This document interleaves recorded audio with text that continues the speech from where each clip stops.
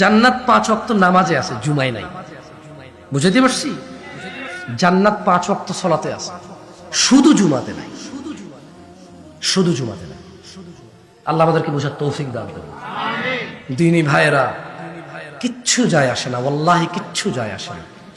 এই নিঃশ্বাসটা বন্ধ হয়ে গেলে না, যে গুনাহগুলো আছে এগুলোর মাফ করতে পারবেন না।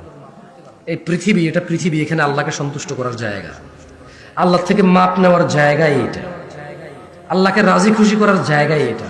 মরে গেলে আপনি নেকিও করতে পারবেন না, আর গুনাহও করতে, বরঞ্চ গুনাহ করতে পারবেন। যে গান বাজনাগুলা আপনারা করান, কেমন যে গান বাজনাগুলো আপনারা করান, এই ইউটিউবার ভিডিও ছেড়ে দিয়ে তো মনিটাইজেশন করে চলে যাবে, ও যাবে মরে। এই ওয়াজ শুনতে এসে মানুষ আসার পরে দেখবে যে এখানে গান চলে, অ্যাডে, ওর গুনাহ হবে, ও মরার পরে এই গুনাহ পাবে। তোদের দোকানে টেলিভিশন, চায়ের দোকানে বাপে দিয়ে গেছে টিভি, সিনেমা দেখায়। আরে ওই যুগও ছিল, সিনেমা দেখতে গেলে সিঙ্গারা সমুসা ফুরি না খেলে সিনেমা দেখতে না, কিছু খা। হ্যাঁ, এটা ইনকামের পথ ছিল। বাট আমি টিভি চালা, কারণ যাচ্ছে না, কিছু না খেলে পোষাবে নাকি? আরে ওই দিনও চলে গেছে, এখন যুগ উন্নত হয়েছে তো পোলাবে না, এখন জানে না এগুলা। ওই দিন বেশি দিন আগে নাকি যে ওই যে বেড়া কই না আমরা, বেড়া ফুস করে সিবা দিয়ে গুতা দিয়ে বলা, মানে খুলে এরপরে দেখতো সিনেমা। বসতে 2 টাকা নাই যে সিঙ্গারা খাবে, দোকানের ভিতরে জায়গা নাই, সাটার মাটার বন্ধ করে সিনেমা সামনে। না না, গুনাহ হবে, মানুষ দেখলে কি করবে তা না, ফ্রি ফ্রি সবাই সিনেমা দেখে ফেলবে, তাই সিঙ্গারা খা, সমুসা খা, সিনেমা খা। এরা মরে গেল, গুনাহ গুলো হতে থাকবে। এই যে ডিশ ব্যবসা করে না, ডিশ ব্যবসা, যত মানুষ সিনেমা দেখে তাদের ডিশের থ্রুতে।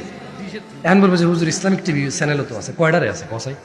এখানে একজন লোক দাঁড়ান তো, বাংলাদেশে 5টা ইসলামিক চ্যানেলের নাম বলে। তো ডিশনগরে গুলো আমার এই যুক্তি দেয়।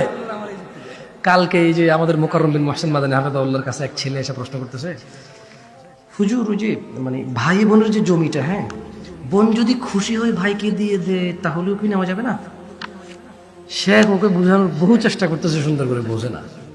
পরে আমি বললাম যে শোনো, এদেশের বোনেরা খালি বাপ থেকে জমি পায় না, জামাই মরে গেল বউ কি জমির মালিক হয় কিনা? আমি বলি তোমাদের টাঙ্গাইলে গত 50 বছরে একটা মহিলা দেখাও জামাই মরার পরে যে সম্পত্তি জামাই থেকে পেয়েছে ওখান থেকে বাইরে দিয়ে গেছে, খুশি মানি? একজন দেখাও? কয় নাই। তোমার বাপেরটাও খুশি মানি সে দেয় না। তোমরা এরকম একটা রীতি রেওয়াজ বানায় রাখছো, ও মহিলা ভয়ে দেয়, পরে তুমি ওকে দাওয়াত দিবা না, খোঁজ খবর নিবা না। এটাকে বলো তত্ত্ব তালাশ। আমরা কি বলি এটাকে? আমাদের ভাষা, শুদ্ধ ভাষা কি কই আমি জানি না, আমরা এলাকায় আমরা কি কই? তত্ত্ব তালাশ কই আমরা। ও বোন জানে যে তত্ত্ব তালাশ করতো না, আর ভাই ও হিতে কিচ্ছু ইয়ে নেই, হিতে দিয়ে হিতে যাইতে লোক গেছে।